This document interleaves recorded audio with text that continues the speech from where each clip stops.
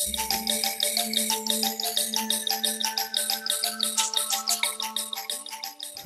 name is Abdurahman Sharif. I'm the director of the Somalia NGO Consortium, which is a network of international and national NGOs that work in Somalia. And I think the reason why governance is important, it's because it sets the standards around accountability and transparency and the reputation of your organization. Having good governance models means having sustainable and long-lasting organizations, and those organizations that work in a professional way and have professional standards. I believe that leadership is key because leadership sets the vision and the strategic goals that an organization needs to work with. Without leaderships, organizations cannot prosper. And the reason why we need to empower to have localized leadership is because they are those who understand the context better.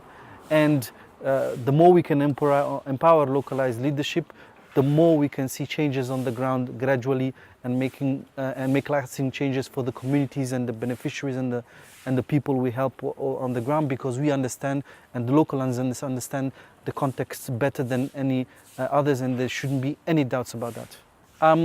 I think the greatest lessons is that we're tired of talking about capacity building. For many years we've been just talking about that, and I think they banned us for mentioning that word. And what that puts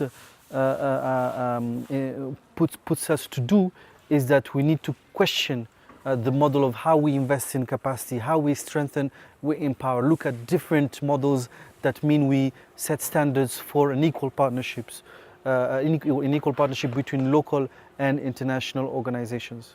I think progress has been made in the discussion, in the awareness, in making people realize that they need to invest more in this, they need to empower more, they're not doing enough on what we call localization. I think there are still many forms of resistance, particularly coming from people who generally don't understand the local context, or who tend to sit in offices in nice headquarters, not saying where as such, but to those I'd say come and see what's happening at the local level. I think the discussion has moved a lot, and now it's time to talk about the how. How are we going to make those commitments happen on the ground? How are we going to make differences on the ground? And I think that in Somalia, for instance, we're making a lot of progress. There's been a big realization and more concerns from both donors, different stakeholders, that we need to empower local actors. And we are in this phase of, we're trying to identify the how can we make this happen, and identify pilots for that to be put in place. In the humanitarian sphere, we live in short-term programs, short-term visions, etc. I think that what I'd say is be clear with what is your long-term vision for the organization and for the work you want to do. What are your long-term objectives, and don't think simply short-term, because you'll be able to make lasting changes only if you think and you look at the long-term. What is it that you want to achieve in 10 years, 20 years time in that context and where you operate. I think also that's how you're going to make a difference for those people, how you can use your position, your leadership to make a difference for the people you represent. And the final thing I say is that in this sector, you're not working for yourself, you're not working for the organization.